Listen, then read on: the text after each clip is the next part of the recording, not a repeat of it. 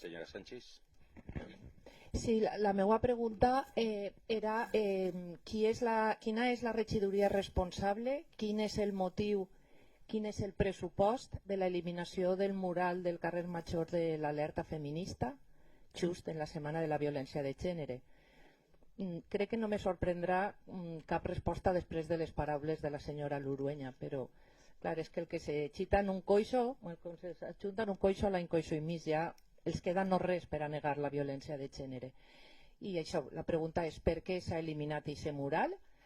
que dia no són mortes, són assassinades. Era un mural fet per una artista famosa que tenia ja 7 anys. Si estava deteriorat s'haguera pogut repassar, i voldria saber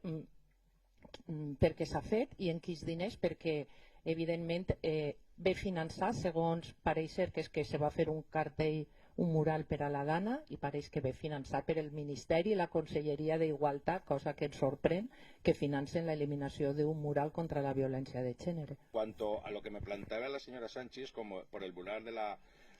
la alerta feminista, pues mire, el primero que ha pedido o no encontraba apropiado un mural donde era tan explícito, con mujeres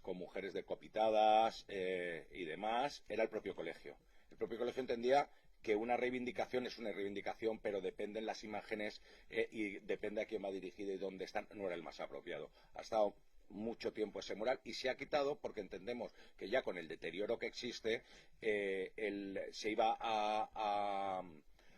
recolocar